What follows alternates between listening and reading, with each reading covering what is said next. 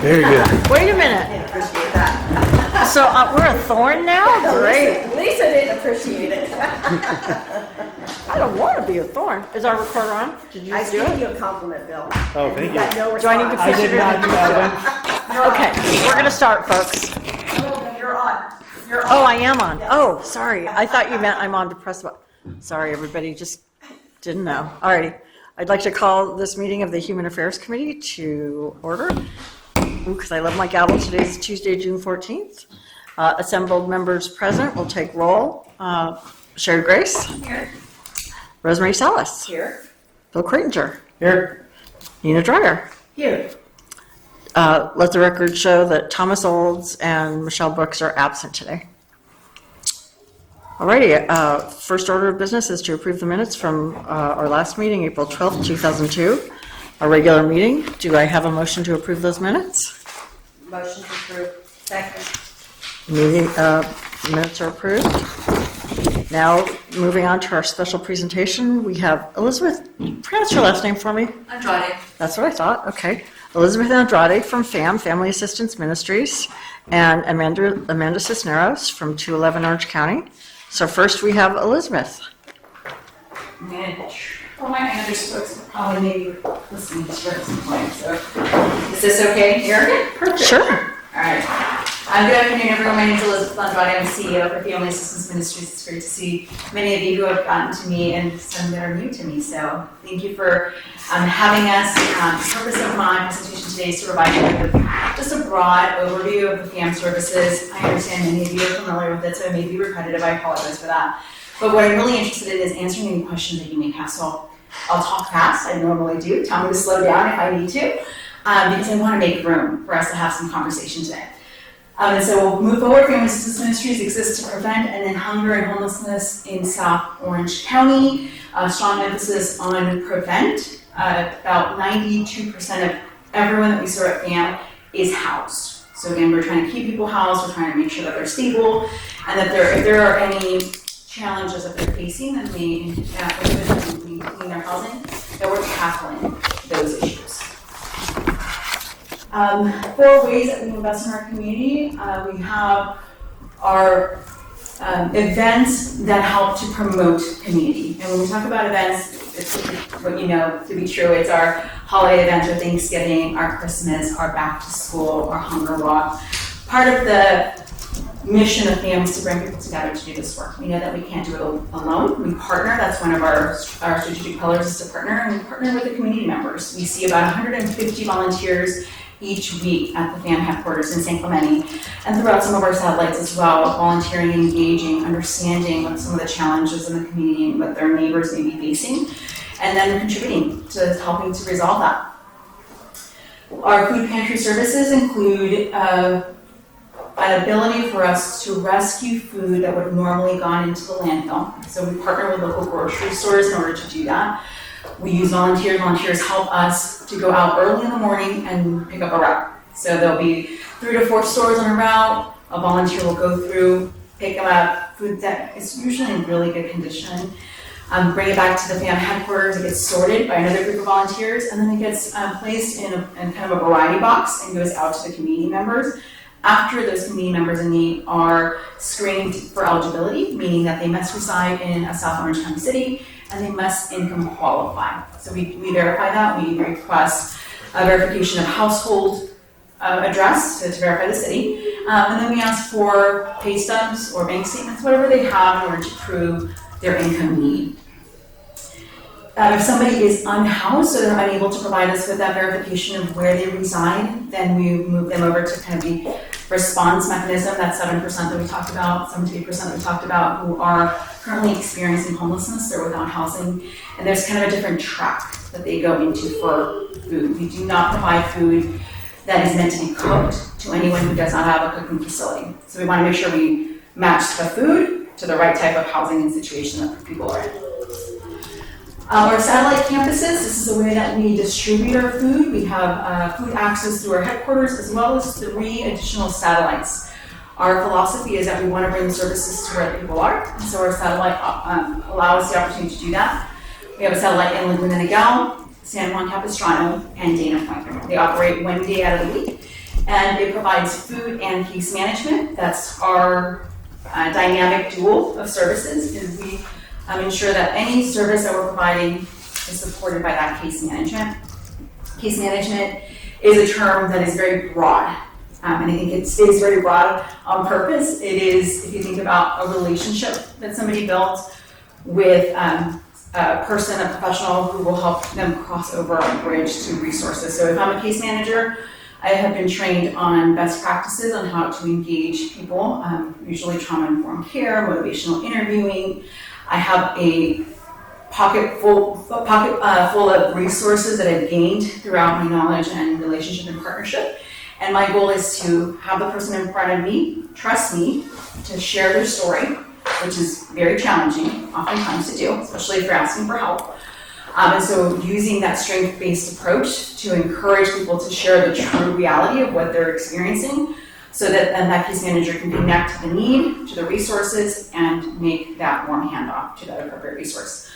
We do not do it all. We cannot. No one agency can do it all, so we rely heavily on those referrals to outside community agencies in order to ensure that the household is getting everything that they need to resolve their situation. And then our homeless services, we do operate 2 shelters in the city. One of them is focused on serving families with minor-aged children. And then the second one, right across the street, kind of a campus feel, serves families as well as single unaccompanied women. So, Are they up by rocks? yes. Yeah, okay, so by the fire department. That's exactly right. Yes. In addition to that, those 2 shelters do not meet the demand for housing that we see. And so we partner closely with other shelters like Friendship Shelter or Laura's House, who are providing also resources. Our goal is to move people as quickly off the streets as we possibly can. Shelter is one alternative. We also have a program called Homeward Bound, and Homeward Bound helps to connect people who may have other safety net resources. So they may have an aunt or an uncle in Texas, for example, who they, through the course of that trust and that relationship building that the case manager does, can identify. Once that resource is identified, then it's diving deep into, well, would they be willing to take you in? Do they know that you're experiencing homelessness? What would it take for you to be there? 33 cases last year resulted in an effective connection back home, meaning that we were able to identify that resource of some safety net person somewhere outside of the region, calling that person, so whether it's aunt or uncle, or any other family member or friend, verifying that they're willing to take them in and provide them with that level of care and support, paying for the bus, usually it's a bus ride home, and then verifying, having that relative connect with us, letting us know, yep, they made it, we got them, thank you so much. And it's usually a lot of emotion, a lot of feelings from both ends, and so it's managing expectations and support on both of those sides. So just focusing a little bit more on hunger, we'll go into what hunger in our community looks like, specifically how we're addressing it during the summer months. Go to the next slide. We have what is food insecurity means, just a couple of definitions, you all can read that, but in essence it means people who lack the ability to gain access to adequate levels and types of food on an ongoing basis. Grocery Rescue is a program that I outlined where we are saving food, we're rescuing food that would go into the landfills and providing it to the community members in need. And then a term that we use often is summer hunger. Summer hunger identifies the 50% of kids in our region that receive free or reduced lunch, who during the summer months are not in school and therefore do not have access to that breakfast and lunch. So we see at FAM an increase in need during that time, and so we prepare beforehand to make sure that we've got enough peanut butter and jelly in our pantry to make sure that we provide that, and not just that, but also the fresh fruits and vegetables and proteins. We can skip this. This is about approaching. You'll all receive this PowerPoint so you can go through it in more detail. But I wanted to touch just quickly on our service area, just highlighting some of the comments I made earlier. Go to the next slide. This is a map of Orange County, and it's the different colors identify and represent the different service planning areas. So in 2018, the county decided to strategically divide the region into 3. And this was meant to emphasize on collaboration and saying if we tackle some of the concerns around housing and needs in 3 areas, then it may allow for more collaboration versus FAM trying to serve the entire county. If FAM stayed only in this kind of beige area, South Orange County, could we be more effective with our resources? And so this is where we currently are. The red dot is our headquarters in St. Clemente. The green are our satellites that I described to you. And then the blue is where FAM currently resides for case management services. We are currently the partner that the Family Resource Center has identified as the housing lead. So we have a case manager in each of those locations in Lake Forest and in San Juan.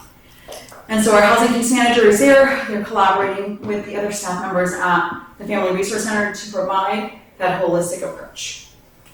So you're only operating in the southern spot? That's it. Very good. Irvine South.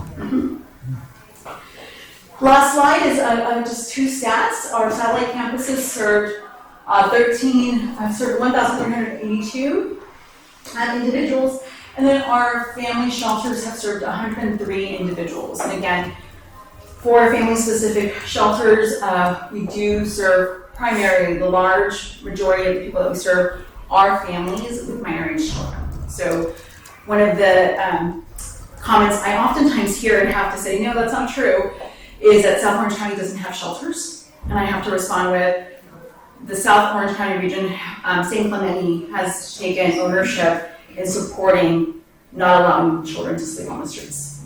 And we do that through the family shelters. Elizabeth, where are those family shelters located? They are off of Calle Canasta. Right by the fire department. Oh. Oh, I know where they are. Okay, thank you. Cross kind of like from Seaboard. Yeah. So they're hidden, Yeah. they're hidden in plain sight. They are within a neighborhood. So for a family who's experiencing homelessness, it allows for a very supportive environment. They're not isolated or secluded. They're within the environment because what we want for them is to gain employment if they're not employed, for the kids to be in school or maintain their status in school. And it has kind of that homey feel to them because they're homes. That's the best way to approach that, I think. Yeah. So with that, I know I went through quite a bit of information, a lot of it probably you already knew. So what questions can I help answer? You earlier mentioned a number of people served, and it was numbers like this are here in front of me now, but I missed the number you said earlier. Was it maybe people served at your headquarters facility in St. Clemente?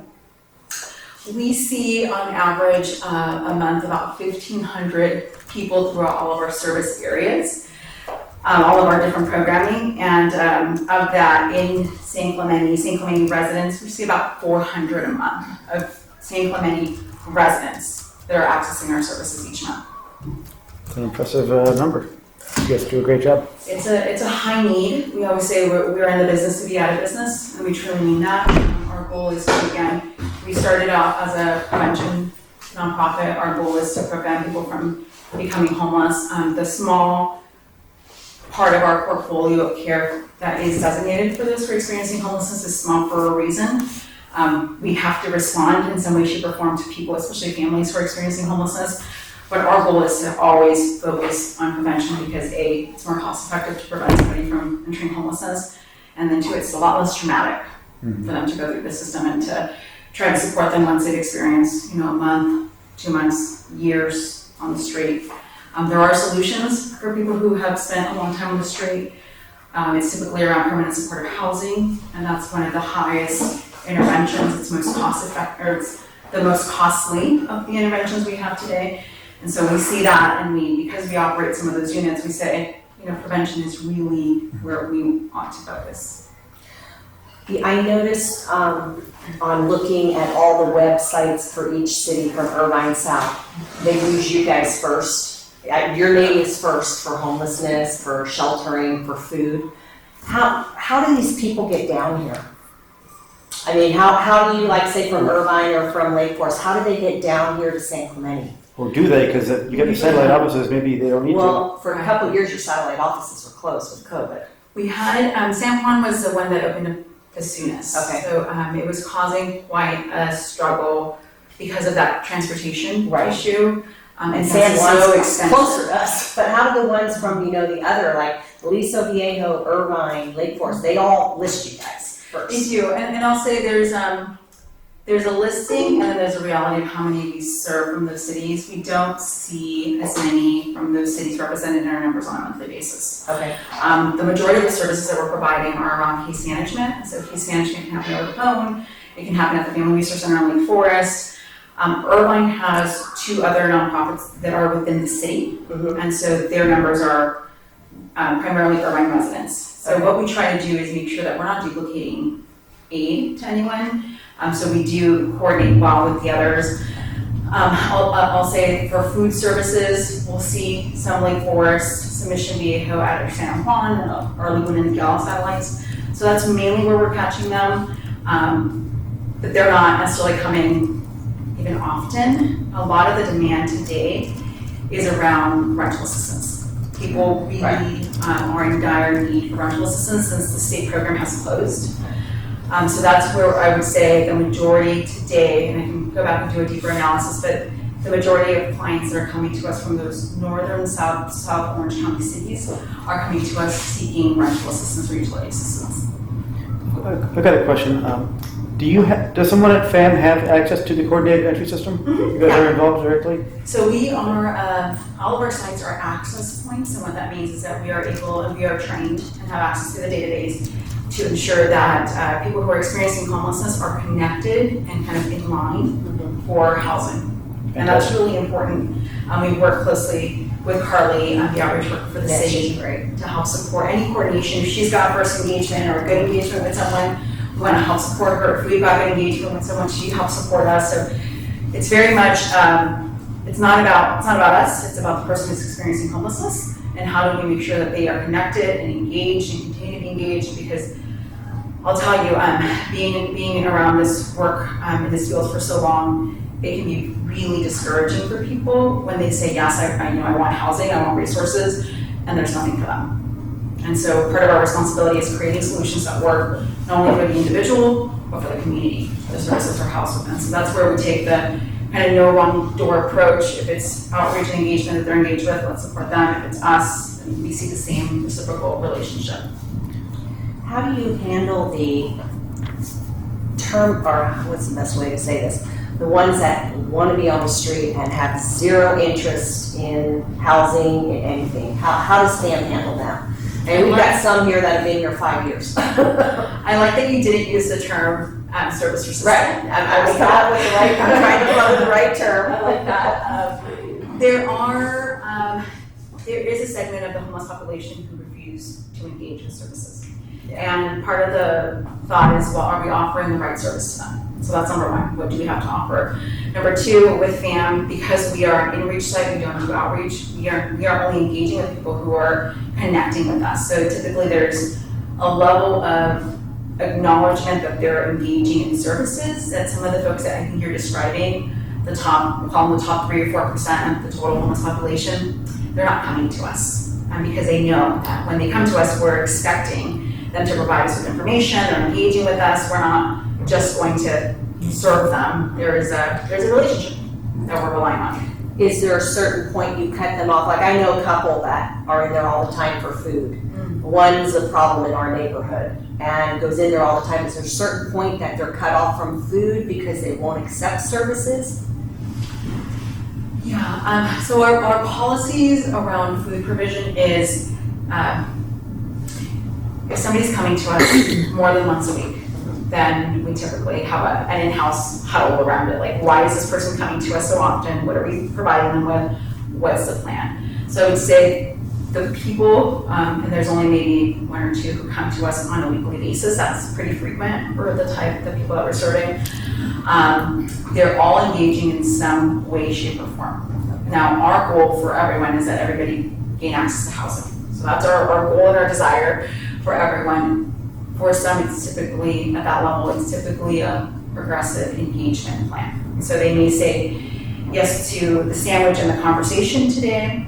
Next week when they come in, they may say yes to the sandwich and conversation and the mental health professional that may be there. The next week they may take a step back and say not to them, but yes to you. So again, our goal is to continue continue with that relationship, the further we get on, further we are able to engage them, the more trust we build, the more likely they are to say yes. And from our perspective, it's also ensuring that we're offering them the services that they are able to receive. There is a new court system that's being proposed by the governor that would support moving people who may not be able to make those decisions for themselves and providing some more support to them. That's what we And need so to it may be that you will see some of that 3% of the homeless population supported in a more meaningful, they may be supported to a level that may create that path forward for them. That's what's Would it be possible for you to, or do you have any data on people that are citing housing costs as a reason that they're using your services? Yeah, so I would say how the general cost of housing in the region is the number one indicator for people receiving our services. So that's like just number one. It's either the income is not there to support the cost or the cost is too high. So It can be either side of that equation, That's right?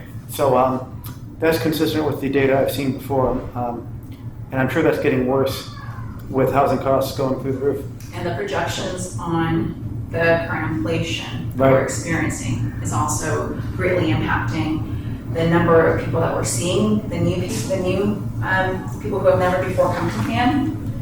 And we're also seeing an increase in that. And again, these are folks that are still housed. And so we're trying internally to create support, build programs that helps to support them quickly gaining access to either higher paying employment, additional budgeting type of conversations with them, is you either increase your income or you decrease your costs. I mean, there's kind of, you pick one, it's usually both. I was really pleased, and I've known for a while that we don't tolerate children being homeless in this community, and that's a wonderful thing. Is that a pretty expeditious process when a family finds themselves in that situation? It is. So because we are so connected with both the faith-based community and our community partners, when anyone realizes that there's a family who's experiencing homelessness, and this includes the Sheriff's Department, so I don't want to leave them out, they will contact FAM immediately. We are now a part of a network of family service providers that provide shelter. And so if you can imagine, at one point in time, 3 years ago, a family who was experiencing homelessness, if I was homeless on the street today with my boys, I would be responsible for calling every shelter to see if they had room for me. So it was my responsibility to do that amidst being homeless with children. 3 years ago, we did a shift systemically throughout the county and said we will not allow for children to be on the streets. It needs to be quick, it needs to be efficient, and we need to take the burden off of the family. So what exists today is a bed reservation system. So think about like when you go in and book a hotel.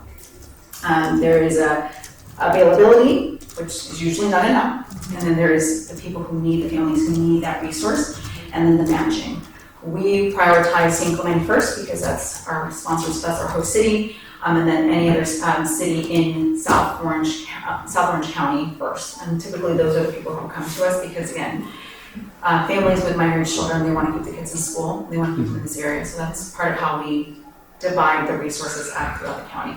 But yes, it comes in quickly. We've reduced as much of the paperwork and process as we possibly can, and we have lifted the responsibility off of the family and placed it on the system to react to that and respond to that family. Is that supply pretty elastic? Like if a family needs help, does it become available because someone finds out about the need and they make it happen, or is there a deficit of available family shelter spots? There are more families experiencing homelessness today than there are beds. Now that doesn't mean that a bed cannot be created, because oftentimes service providers use motels to help support that deficiency in the system and that to quickly build capacity. And so what that may mean is, because our goal is to quickly move families once they're in shelter out of the shelter, so we've got a 90-day program that we operate. Sometimes there's exceptions, sometimes they go a little bit over that 90 days if they're making progress towards housing and they're moving in the next week. But because there's outflow, it allows for a natural progression of that inflow to come in. So if somebody's in a motel for a week, then they can move into the Oh, next okay, so it can be like a short-term motel kind of program, and then something more structured, and then That's it. now after 90 days, if they don't have housing that they're ready to go into, that's available for them, what happens to them? One of two things. So if it's a short-term, more of an, they've identified housing and they're ready to move in, the unit's just not available. So That's probably an easy case for an extension, right? Easy. We can Okay. say, yep, you can stay here. If someone's making progress towards housing, they've done everything they can, but because the resources are just not there in our system, then we'll work with them a little bit longer. Again, because we know that there are other people waiting to come to the shelter, there's a natural pressure that's put upon staff to work with these families to get creative to move out. So they are moved to nobody's put out on the streets. Nobody is After put back 90 on the days. streets. I will say in full transparency here that if we're not the right shelter for them, for whatever the reason is, if we identify that they're not making the progress that we expected them to make, or they're not meeting those expectations for whatever the reason, then we work with some of the other shelter providers to say, let's move them to Good. your shelter. So that we do this work because we want to end homelessness, and so putting a family back on the street, you can imagine. Yeah, that'd be- This does not. It'd be go well. contrary to your mission, certainly.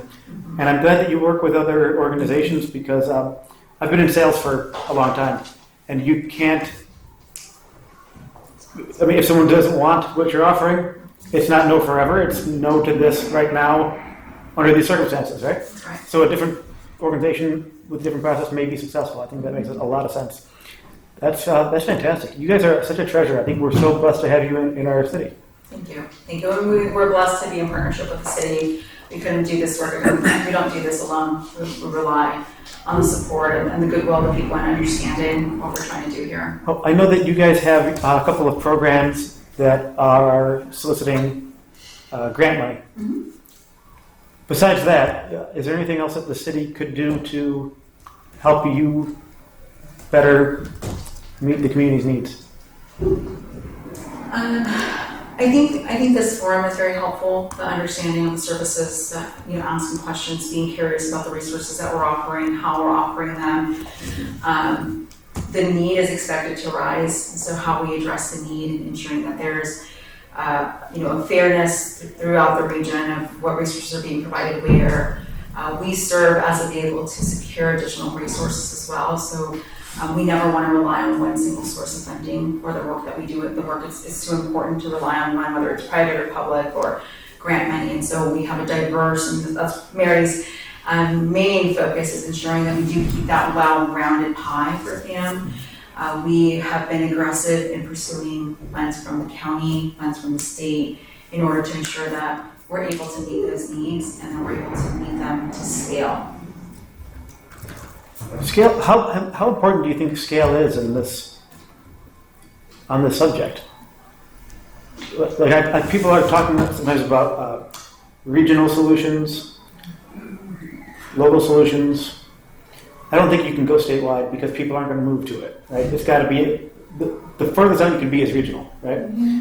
So I understand that there's some resistance from cities in getting involved in a regional solution.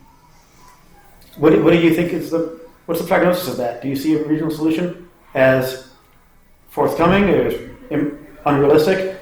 Should cities move forward with solutions themselves in partnership with you in collaboration? A regional solution protects the city from lawsuits. That's the problem. But does it? Yeah, I mean, because it well, goes back on the county. If the county does it, but if it was like JPA, which is the other thing that's been kicked around, it would just flow through to the member organizations, the member cities, right? And I don't think the county's going to do anything. Any more than they're currently doing, right? And they are doing things. Well, there's resource at the county, and I think that it's what problem are we trying to solve, right? And if the region can align with what that is, then the solutions, I don't want to say are easy, but they're simpler. If we're trying to move people into housing, then the solution is going to be developing appropriate housing. It doesn't need to be what we know it to be today, we can be creative, and I think that allows it. But if you set the outcome and the vision first, I don't know if you'll get everyone within the region, but I think you can get a majority. We've seen some demonstrations of success locally of those joint efforts when it comes primarily to shelter. There was a strong push to make that happen. So I think that there's also that balance of the willingness to do that because we can see that the solutions make sense regionally, and they're more scalable in that sense. And we know that people travel from city to city. We just know that. And, Carly can quantify that for St. Clemente, people who are on the street as well as we can do with our inReach. There's a cost benefit to doing Right, something. to scale. Yeah, we'll scale and help. Yeah. And yeah. So that's something that we always look at is it sustainable? Does it need to be sustainable? We develop shelter today, or if we develop more housing, at some point we won't need as many shelter beds because people will be in housing, and if we then focus those efforts on prevention, then there'll be less people coming into the pipeline for housing. So I think in short, do I believe we can resolve the issue with the right solutions? Yeah, I do. I don't think anybody's figured it out yet, but on the state level, it's more promising today with that shared resource and understanding that we need to have one central hub of information. I think it lends to a more promising approach.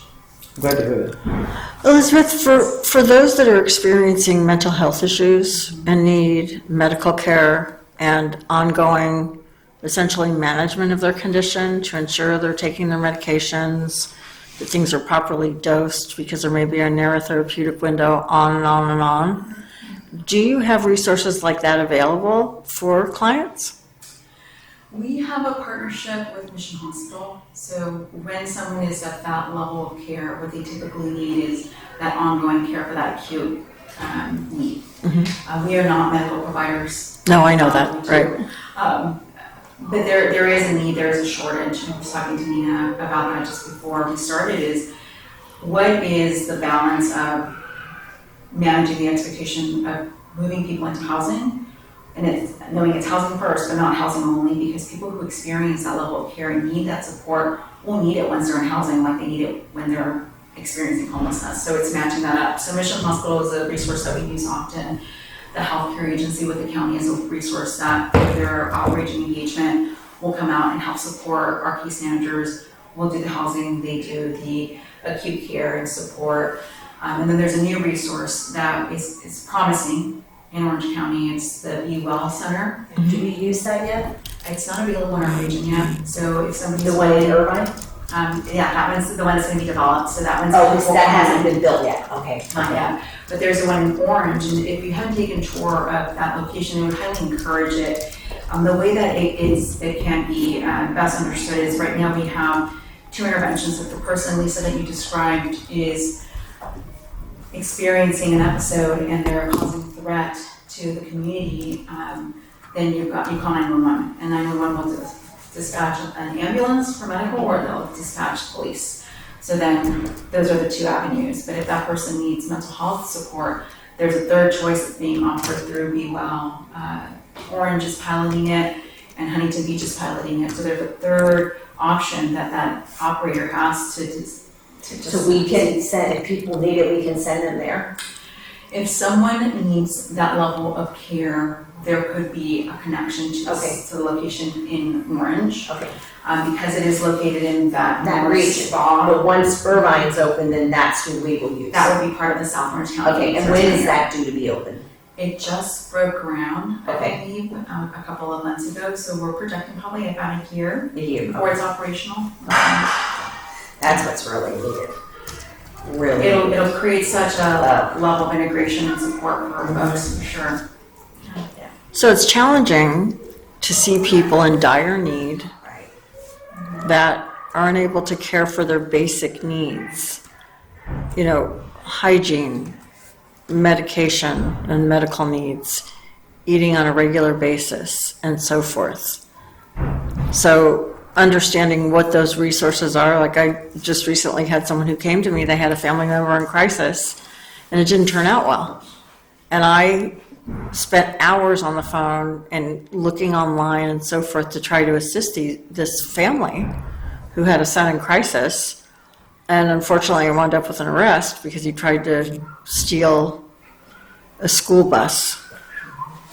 So it was very obvious that he was in crisis, and he said, I'm in crisis. I need help. I need my medications. And he had shorts on, no wallet because it was stolen, no cell phone, it was stolen, no shirt, no shoes, nothing. And I don't know what was going on in his mind because I don't know the machinations, but he tried to steal a bus and the bus driver was in the back cleaning out the bus, so he was in prison for kidnapping. Now, this is a young man who said, I'm in trouble, I need my medications. To me, that's a tragedy at such an incredible level. And we all see people around town that we think, goodness, if they could have some mental health care, medications, somebody who could help hold their hand and manage them through that process, maybe they would be open to securing housing.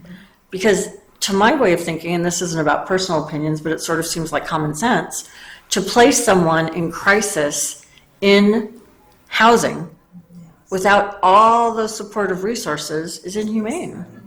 I can't fathom giving somebody a key to an apartment and saying, now, I know that you don't know to clean your body every day and to eat a meal every day and to take your pills every day, but here's a key. Right. There's just so much missing there. I completely agree and align with that perspective. And, when I said housing first, it's not housing only, and ensuring that the staff, the program staff is trained and it's common sense. It doesn't take a lot to see that this person may have some challenges when in housing. And so how do you progress them into that? And is that housing option, it's the best that we have to offer is that permanent support housing, but if that's not enough, then what is? What is that beyond that need? I guess the thing that I question is, So pardon? just the support would take different shape, right? The So it would support can be, take different shape. you can change the S in the. Well, you look at Friendship Shelter, look at all of our resources going there, there's clearly not enough support there, at that facility for those people. And one thing that may help also with that is the change of perspective from our local managed care provider, CalOptima. So state funding is being allocated to meet the needs of the people at this level of care. And part of it is a capacity. Right now, for example, say you've got one case manager for 10 PSH units as a means of example. Well, is that appropriate, or should we have one case manager for 5 so that person, that case manager can provide Or per 2. care? The amount of care that's required, that's why sometimes I think permanent supportive housing, when you really dig deep and you investigate what resources are available in various locations, developments with various organizations that say that they do permanent supportive housing, the P and the H are capital and the S is lowercase. And, to have a highly trained individual that can really help manage someone through the multifaceted process that they need. I'm not even talking about being a productive member of society and going and getting a 9-to-5 job. I'm talking about having mental health, having a quality of life, eating, bathing. Very basic necessities that human beings deserve, just as far as having their dignity.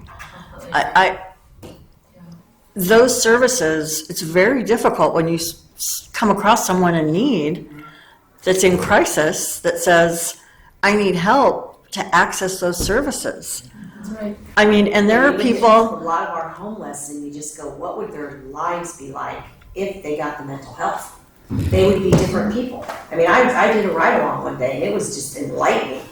It's really sad. And that's the whole extra piece, because where are the psychiatrists that are going to give the psychotropic medication needed? And then how do you get the homeless back if they need to be reevaluated every 3 months? Or how do they get their prescriptions filled? Or if they're on a medication that can be toxic because it has a narrow therapeutic window and they really need to be. The longer people are out there, followed. The more deranged they get. And I see people that are so scrambled. It's beyond, there's a tipping point. So I really like what you're doing, reaching families that are about to be homeless and trying to help them get housed, because when people have been out there for a while, it's as though the physiology of their brain has literally changed. I'm sure it does, just from the Their trauma. cognition, it's all It's a off. traumatic event. But it's beyond a traumatic event. They're almost unreachable. And of course that leads to suicides and early death and exposure to the elements, and it's just such a complex issue. My biggest problem is so you find people like Lisa's bringing up, this young man needed an antipsychotic medication, I guarantee you, and a mood stabilizer. Who was going to give it to him? Because, there is Progeny Healthcare, which is you might know of Progeny in Irvine. They do psychiatric care for Medi-Cal, and you can get appointments in 3 days. But I have people on my caseload that can't even get Medi-Cal. And it's, again, matching services, and I so appreciate everything you're doing. It's a good beginning, and some get lost. This person Lisa's bringing up, I have someone on my caseload. I was working with a company called Path in Santa Ana, where they actually pay landlords who will rent a room to a homeless person. And so we found a landlord who rented a room to a homeless person.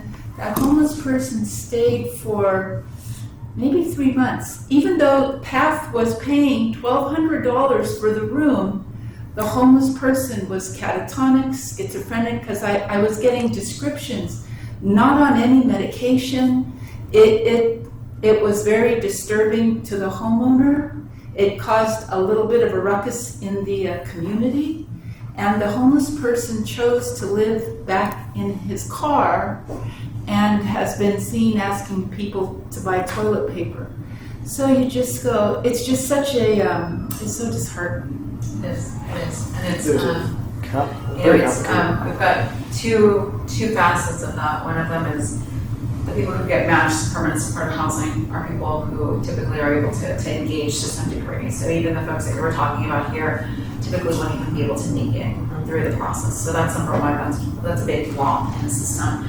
Number two, PSH, for those who have been connected after a year in PSH, 94% retain that housing unit. So there is 6%, which is what we're talking about here. There is still people who move into a permanent supportive housing unit, whether we call it PSH or whether we call it kind of this hybrid approach with an agency paying the rent, providing the services. There is still 6%. It's a high statistic when you think about 94 stay housed. Like, that's pretty amazing. But that 94 includes people that are not at the highest degree possible, because those people are not making it through the process. So there's work to be done. There's a sense of urgency that I'm hearing here today about how to resolve it, and how to resolve it quickly and well. So not only the quantity, but the quality. Well, and humanely. And humanely. That's the whole point. I mean, even if someone, and I don't even want to say even, there shouldn't be that caveat. If someone's drug addicted, if somebody's an alcoholic, if both, if they suffer from mental illness, in a humane society, we don't just ignore the shadow people. And so thank you for coming and presenting to us today. Clearly it's a very complex issue. There's a lot more work that needs to be done, but I think we have a better understanding of what you do, what FAM does, and the services you provide. Thank you for having me. Really appreciate So thank you. questions, engagement, support, driving the PowerPoint. If I may, Elizabeth, I got one question that kind of segues into the other thing on our agenda.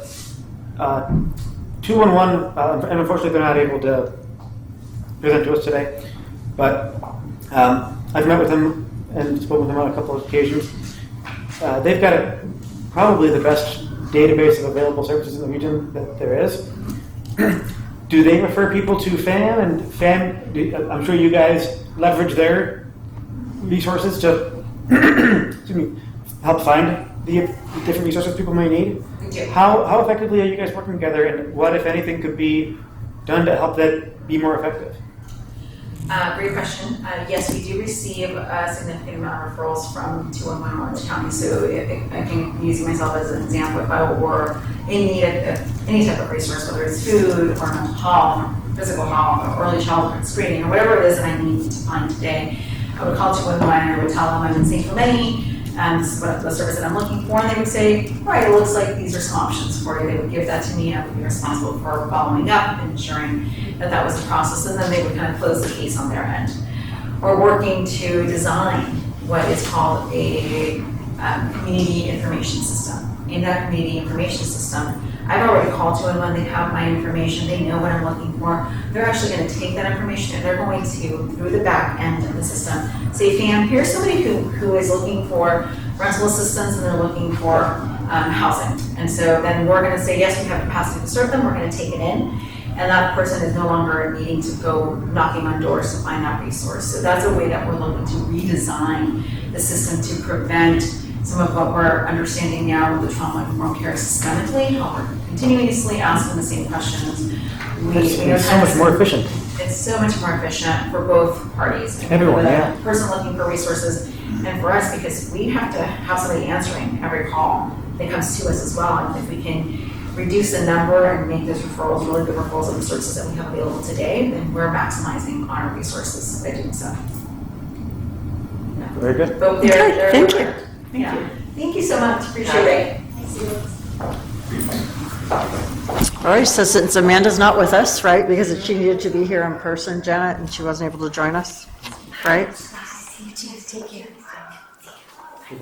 Is that right? Yes. Okay, so, nice to meet you as well. All righty. Let's move on to our next item. So we finished with special presentations. Now we're going to go to unfinished business and updates. Each of the subgroups, sub-work groups are going to report on the work plan implementation. The first work group I'm involved with Nina and Bill, the Homeless Town Hall and Community Resource Fair. I spoke to Janet about available, I'll just take this one if you don't mind. Please, yeah. Okay, thank you. So we all met and we've identified a number of different participants that we would like to invite to come present and also display.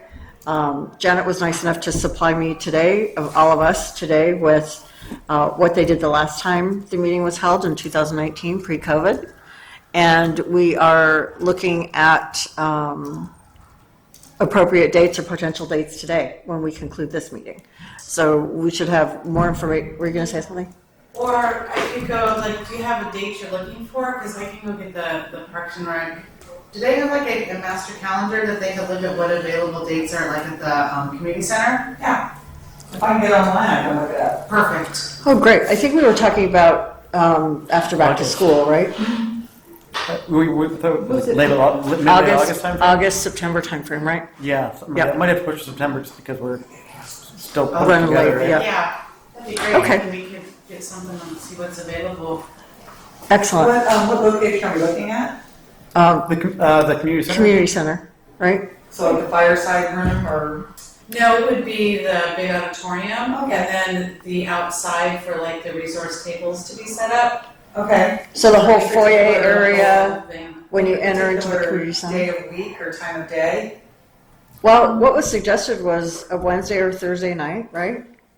From 5 to 7, 5 to 7:30, something like that. Yeah, I don't know. I just know the last one was held on a Wednesday, and it's the resource tables were set up at 5:30. So then the actual town hall on the homeless happened at 6 inside. Okay, so we could look at Until that. 8. So that was the setup. Because it's still going to be light, which would be great.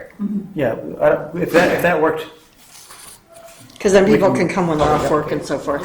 In fact, the last sheet on there it listed the HAC assignments. It gives you a little idea of what they Great. did. They took the questions and Perfect. that was more specifically like a homeless town hall right. with the resources, so. So we're broadening the scope. So we're doing a community resource fair.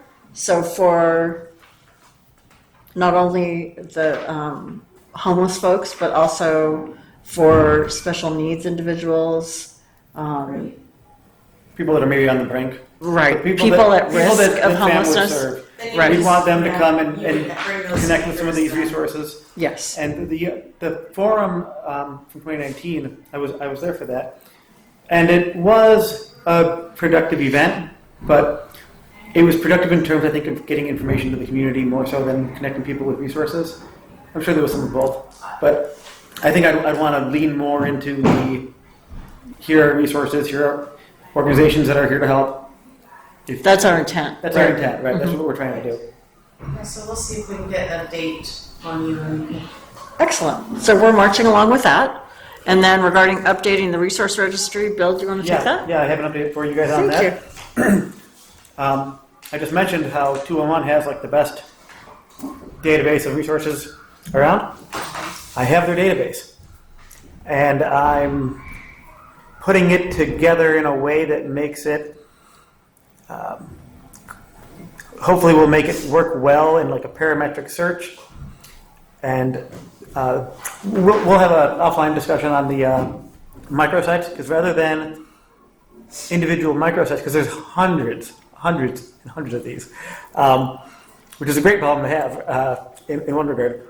A well-designed parametric search might be a better tool. So that's kind of where that is. I have the Excel file. I think it's done.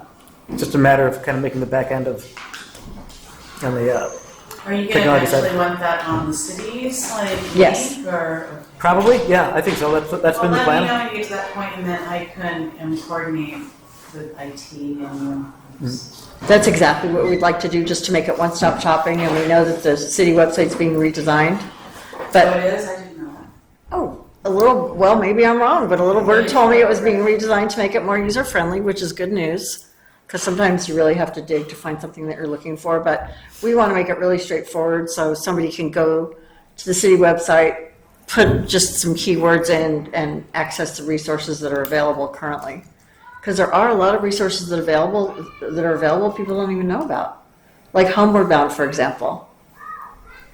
So and that's just an example, but there are a lot of different things that are available. Sorry, you said that community resource center. I remember now. What month were you looking at? Either late August or September. Okay. Looks like August 17th is an option. September 7th, which is a Wednesday, or September 21st. Did you have an August date? 17th. 17th or 7th? Okay. Okay, why don't we work with those three? Our subgroup will meet at our next meeting and we'll get back to you. So they would have to go through the same permit process and all of that to reserve that. Yeah, I don't know who filled it out last time. I don't know if one of the council members reserved it.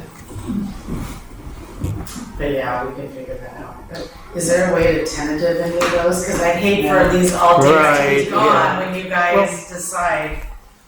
We should maybe make that. Do we want to? I just don't know if we're even ready to pick one. 'Cause Well, I don't know when back to school is because I don't have school-age children. it's going to be it'll be after the August date is going to be It's mid-August. right before school starts. I think Okay, because families are going to be they'll be snowed. scrambling. I think everybody's going to be scrambling. So, September gets a little. and then when is Labor Day? There's more available than that. September Those are 6th, partials, typically. and the partials aren't gonna work, because those go, that would interfere with setting up. Okay, so September 7th isn't going to work because it's right after Labor Day. Nobody's going to show Do up. you want to just pick the 21st? Let's and pick the then 21st right drive on now. that because September 21st? September Yeah. 21st. September 21st. Please, can you?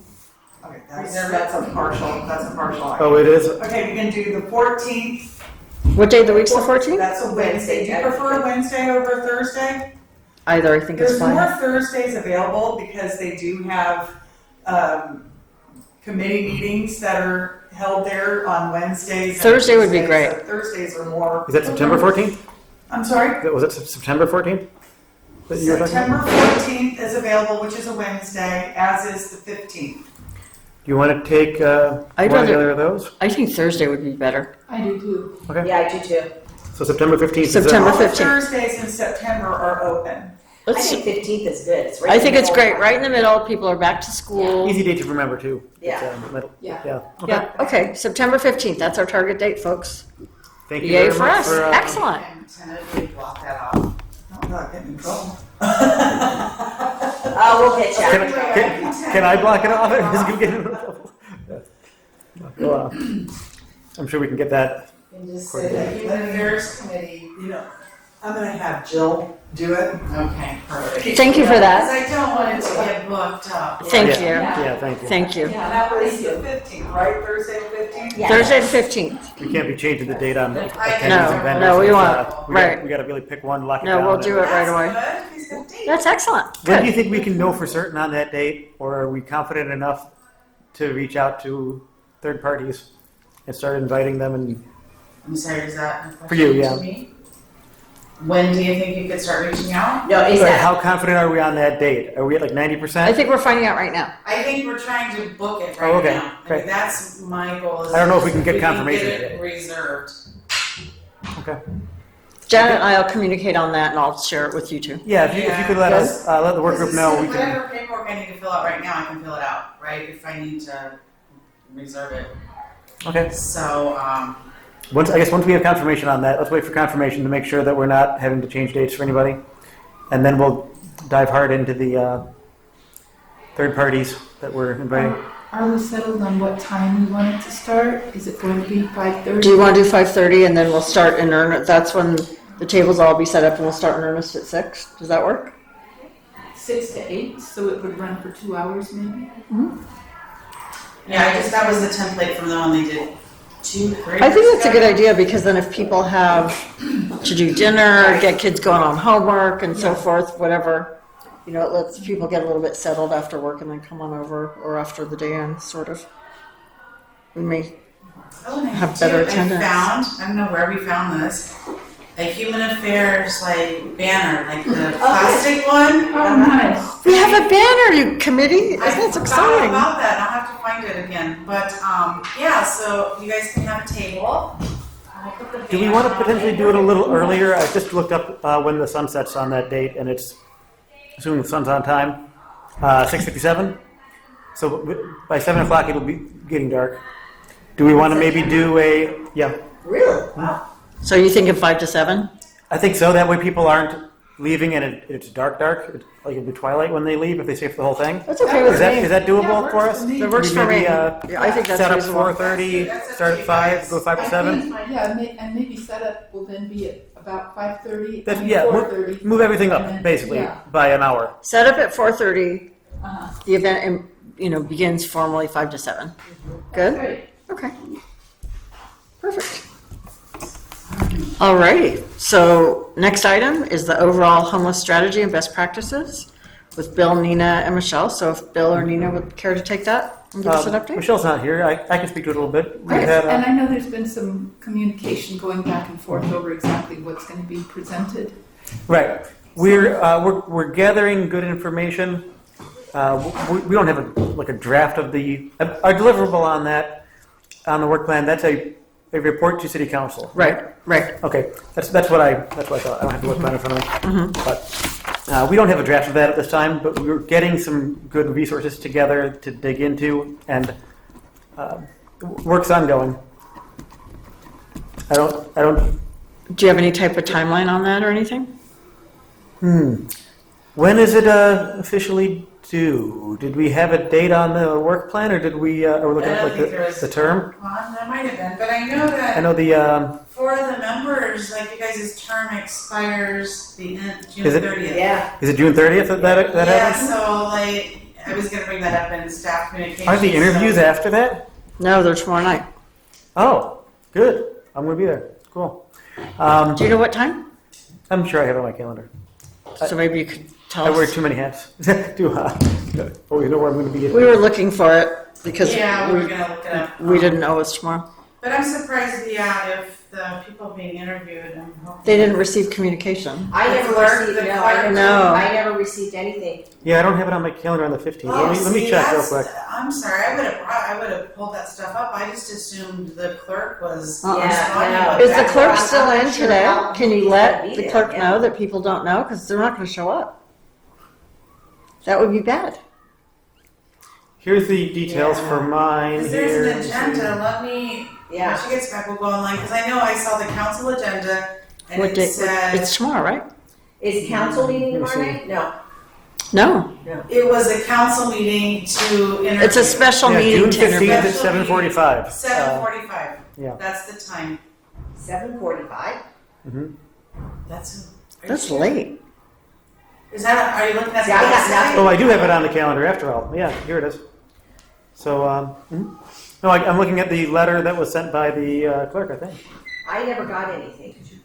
Kathy Fuentes, or Candy Fuentes sent it, Did you want, office specialist. um, I mean, that's what it looks like if you want to take a look at it. No. I never got it. You want to see if you got anything from No, I never got Candy? it. I never got something. Are But we- Jean It was didn't my have my personal email. application. Jean didn't have my Oh, perfect, application. yeah. You know go what? up There to was the even on the council agenda, like a list of agenda. people who had applied, and I didn't see your name on it. Oh, So, That's what Jean, but I got notice from them that they got my application. What agenda? Yeah. Go to agenda. there's one fellow who I Go to understand 22. isn't available to interview on that date. Hopefully they can arrange another one, and if they do another day of Go to interviews, 6:15. what's his name? He's helping out with the Is he? work group. Yeah, see, I never, Something Anderson. what names were these? I never got, I never. Let me see if I can find it. We're gonna pull it up and put it on the screen. Thank you. Yeah, I never, and Gene said he never got my application, but I got a thing back from you guys that it was submitted. Because you were Yeah. gonna use our old application? See, the clerk, I Yeah. wasn't involved like in any of that process at all. I just know that, they extended the application period timeframe. That's really all that I was aware of. Yeah. So that could be a problem if you guys aren't aware. Yeah. Yeah. Do we need to finish our? Yeah. Yes. Well, no, I want to move on, but I wanted to see if we were going to, I'm gonna cooperate.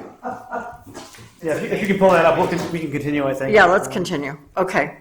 So, since the end of our term is June 30th, We got such a late start that you think it's going to roll over to next term? I'm going to assume that I can get reappointed and continue working on it. And I'd rather provide, I don't know, what do you guys think? I have an issue where I sometimes accidentally like throw away the good in pursuit of the perfect. I don't want to do that in this case. I'd rather get them something on time if we can, but I also don't want to give them something that's not nearly finished. And we're already halfway through June. So what do you, what do we think? Should we then just have one meeting and let's see what needs to be done and then turn what we have finished At least, in? yeah, let's turn in something. I think that's a good idea because as a committee, we can review what was turned in, just like we did this year. Oh, we won't have When- an opportunity to review as a committee this before these terms end. So, No. Yeah. Let me finish. sorry, thinking out loud. Sorry. Slow down. Tamara, don't worry Okay. about it. So what I'm thinking is turn over whatever you have and then the incoming members can review, just like we did this To year. shuffle, perhaps. We'll take a look at what was Sounds great. turned in, and then if we need to fine tune it and so forth to give it to council, we can do that. You and I are gonna be here for sure, Yes. We're gonna be Great. here for sure. so we can do that. Michelle's got a 2-year spot, I think, too, right? Okay. I don't know. I think so. But this is the I don't- agenda where it has the different committees and the times. Does it have So you were right, it is at 7:45, the sorry, I didn't mean to interrupt you. It's okay. Gene said he didn't have my name on there. You But I can got a click thing it if, from you guys if that said it was on, that said they, See, there's the 2 applications I have. Yeah. I don't know. yeah, I have no idea. I just know me. You know what, But I got an Okay. email from you guys that it was submitted.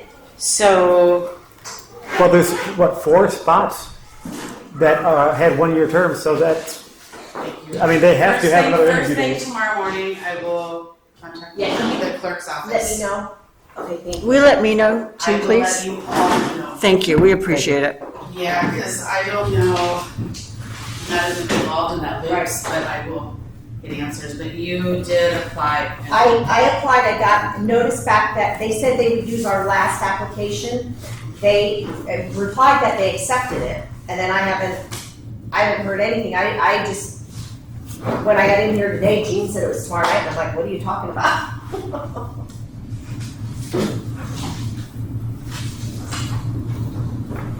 Okay, so you met the requirements, you met the deadline, and you don't know the First information on the deadline. meeting? I was Yeah, in on the first deadline. no, I understand. Okay, so thank you, Janet, for letting us all know. And let's move on. So just to close the circle on this, for the overall homeless strategy and best practices, the sub-work group agrees to turn over whatever you have compiled before the end of our term, and you can send it to Janet. And then we can, as a committee, review it. Whoever's on the committee moving forward, and see if it's fully baked and ready to go to council as the report, or if some fine tuning needs to be done. Then the next Human Affairs Committee assemblage can work on that and polish it up and find out if any additional information needs to be included. Does that sound good? That sounds wonderful. There won't be another full committee meeting until August 9th. Okay. Excuse me, Lisa, can I just go backwards for a minute? So Yes. you weren't notified, were you supposed to be notified, or? Well, I would imagine as chair that maybe I'd like to be there. Yeah, I don't know how that part works. Me neither. So, okay. Because I wasn't chair last year, so I don't know how the notification I don't goes. think that the interviews, I don't think the chair was involved in the interviews. I think the They chair weren't was last year. re-interviewing. Yeah. The chairs were not involved in the interviews for the last one, but that was also kind of an anomaly because they wiped out all the committees. I don't know if prior to that they were. We'd have to look back a couple of years, I think. Okay, I'll find out. Thank you very much. Oh, and they didn't change any committees for a couple of years before that because of COVID. Yeah, because You have to go of back COVID, like 3 or 4 years to see how everybody's, normal. dates were is. extended, and so that's how everybody was appointed at the I probably have same to look time. back to 2019 to just find out what's normal. I have no idea. I wonder if it would make sense for the chair, as long as they're serving another year, to be involved, but yeah, interesting. Okay, so let's move on to the next item. So we have closure on that. Janet's going to inform us about the interviewing, especially since people that are interviewing need to be aware so that you show up and do your interview. Alrighty. So the next item is the mentorship program for young adults in grades 6 through 12 with Rosemary, Tom, and Michelle. So you stand alone on this one, Rosemary. Do you mind giving us an update? Basically on this was kind of Tom's thing, but I have not heard from him at all on any of this. He's not responded. So we have 3 businesses that are interested. One is a doctor, and then we have a graphic designer. I'm trying to think of what the third one is, that are definitely interested. So really what we're going to do is through the summer, obviously school's out, St. Clemente High, so through the summer really get a lot more, and finalize it, and then when we go back to school, present it to school and have the internships through the school year. Excellent. Yeah. Sounds good. So that's kind of what we're doing. Okay, so I think probably a good idea is to write up a summary of that Okay. and then submit it to Janet so that, because we are reaching the end of the term and we can work on it moving into the next term. Okay. Does that sound good? Mm-hmm. Perfect. And the doctor that I have is also real interested in like mentoring someone that wants to get in the medical field Oh, that's brilliant. through high school, Uh-huh. and then helping them, apply and stuff. To help get them on track and make sure they're taking the right courses and AP and doing the volunteerism, and Yeah. that's fabulous. Oh, that's great. Yeah. Thank What kind of you. a doctor is he? GP. Excellent. Okay, And so, every 15 minutes. Yes, please.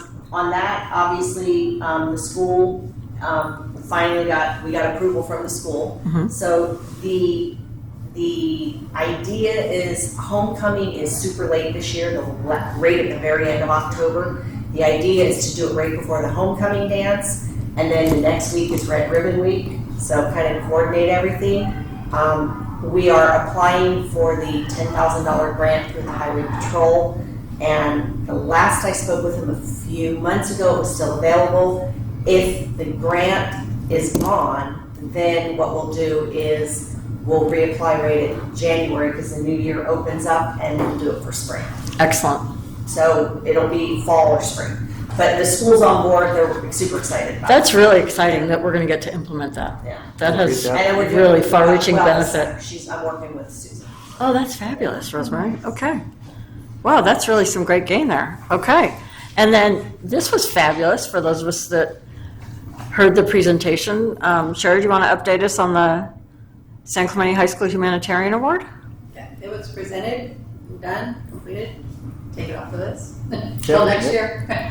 That was very well thought out and well done, so kudos to your group for reviewing the applicants, and the presentation was outstanding. What a formidable young man. It was not easy to pick. They were really Impressive. I don't think there were any bad applications. Yeah, but we found one that we both were confident on, and I don't think we heard from Tom. Never heard from Tom. So yeah. Not sure what's going on, Tom. Okay, good to know. Did you share the nominations and some of the paperwork with me for the files? Yeah, do you want the? Yeah, because that way for the next, it's just nice to have that information to pass on. So you want all the, I have all the PDF files if you want me. That'd be great, yeah, how many, student, 5 or 6. okay, I think there were 6 nominated and 5 turned in their then found turn in the Sorry, that's application. consistent with my Yeah, application. probably just, the actual student, the winner. Oh, you just want the winner? I'm thinking so, just the winner, just for the. That should be on file because they're Yeah, the being recognized for nomination it. paperwork, his That makes sense. application. Yeah, that way I can just put it in the file for future. Oh, you know. Thank you. Excellent. So that concludes our updates for our sub-work groups. Next item, new business. Do we have any new business? This is kind of old business, but I don't believe City Council ever scheduled getting Souls Foundation in. Do you know if, did you follow up with them? Staff updates. I reached out to the clerk's office. They wanted a detailed description of SOLAS and the purpose of the presentation. I provided that to them. Thank you. And I haven't heard back. In fact, right here, I sent it on April 18th. Oh, I think Actual write-up, so. okay, probably do. There's been a lot going on. They passed the budget, Oh, yeah. there's been a lot of heavy meetings, so. Is it a good time to follow up on that, you think? I will follow up. With summer coming, I think that's a time when people should have this information. So if it can be, I will follow up with the clerk's office, but like I said, they just had the budget adoption at the last meeting, and I know we had to move the student presentation down a meeting because. yeah, it was tough to squeeze everything in. So yeah, no, I don't know that it would have been a good time to add it up until now, but hopefully at a And it meeting is still soon. up to the council to decide whether or not they're gonna put them on the agenda, but. I think it'd be worthwhile. Thank you. Alrighty, so that concludes new/old business. Oral written communication, I don't see anybody waiting to speak. Is there anything that you need to make us aware of, Janet? Okay. Shannon, just a clarification, do you want that under staff communications versus new business? Yeah, we can put under staff communications. Okay, do we have any continuation of that? Is there anything else you'd like to discuss? No, I was just going to pass on, I don't know if you guys got word that there's gonna be the joint council commission committee meeting. That'll be in August, so that'll be for the new members. I don't think we've received that information. Okay, so it's gonna be August 30th. Okay. Will you email us the details, please? I will. Thank you. Yeah, so there's a joint council commission committee meeting scheduled for August 30th at 6 p.m. at Wedgewood at the San Clemente Golf Course. 6 p.m. So maybe, they're still gonna notify you guys and then the new members. 6 But I just know we need to 6 p.m. adjourn our August meeting to this meeting. Got it. And that one's gonna be at 6:30 on August 30th? 6 p.m. is what I wrote Oh, down. 6 p.m. Yes, 6 ma'am. p.m., August 30th. So pencil that in. And then What'll happen on August, I'm sorry, what'll happen on August 9th, which is the next scheduled meeting? She just said we were going to adjourn it in lieu of the August 30th meeting. Oh, okay. No, but we're still, so the August 9th meeting, it'll be the new members that are appointed that will be. But they will not have yet been kind of trained up at that meeting if they're actually. Because the current members' terms expire June 30th, so Yeah. the new members, if they're interviewing tomorrow, then they would become effective, I believe, 1 July, because the old members, June 30th, 1 July. So I'm not sure, do you guys feel like we should have an orientation then before? Or Yes, like we went through. Or we could just do that at the August meeting, like we It could be bring kinda some rolling. kind of Yeah, because information there's for the gonna new be members. 4 of you that are already on, so it's gonna be 3 new, right? Because we No, need the Brown it's- Act, we need all of that we went through. Yeah, so I know in the joint meeting is when the clerk will cover all the stuff that the clerk covers, you know, the Brown Act and all of that. But what we can do is staff can put together maybe the information, I know there was a handbook given to you guys at some point. I can put together information, a Some little kind of- orientation, and I can give them to the new members in the August 9th meeting. That sounds like a good way to do it. That way they have Instead some of having a information. formal orientation for. Maybe bring them up to speed on some of the items that are, I know the work plan, they'll do their own work plan, right? Well, But a download on the exactly. So items that we were in progress, have well, it's fresh in this- people's minds. This year's work plan could be in a sample in the, I could just do like a little orientation packet and bring it to the August 9th meeting if that's what I you think that makes a choose. lot of Or you sense. can have an orientation meeting, a special meeting. No special meeting. I like that for the August 9th meeting, because we won't have matters of business yet, because we're newly formed, so that's perfect timing to do an orientation. That prompts a question though. New business under the agenda? Any business, any work plan items that aren't finished?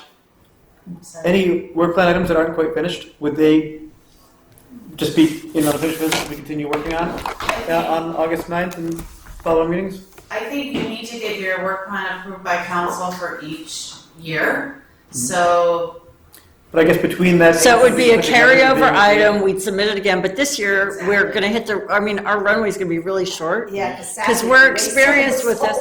Well, we didn't know what we didn't know, we didn't have the guidance. Now we Building the boat know, while we're in the water.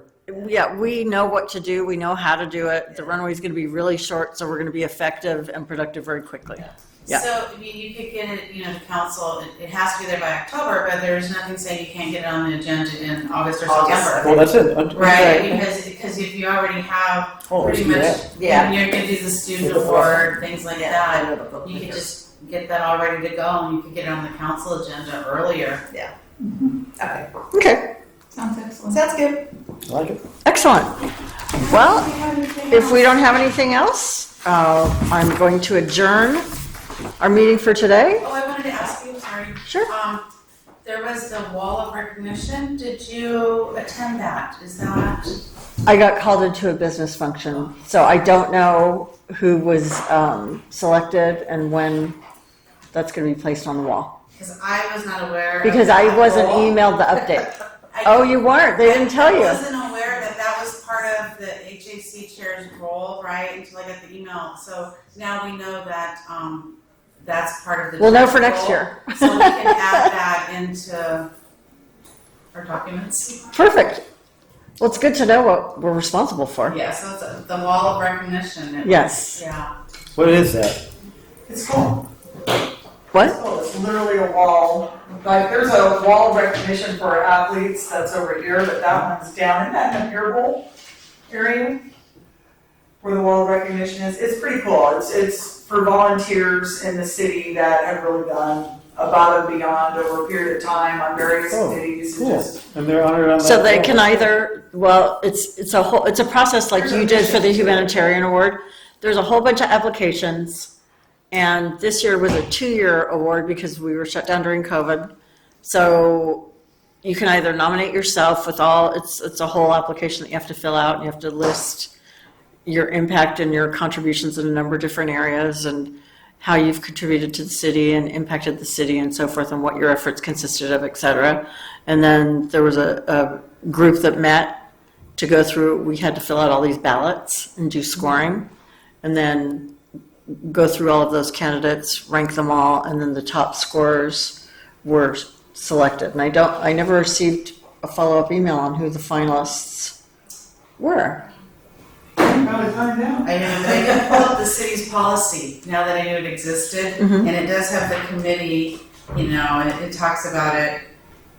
Is it a human affairs committee thing It or? It has is it a wall of recognition committee, Okay. and Which that's is also a past picture. recipients, right? past recipients, representative of the council, Beaches Parks and Rec Commission, representative from the Human Affairs Committee. So now that we know this, when you go to nominate people for committees and things, That's nice. Next year, you guys would pick who would represent, just like we picked who would be on the grant exactly. meeting, right?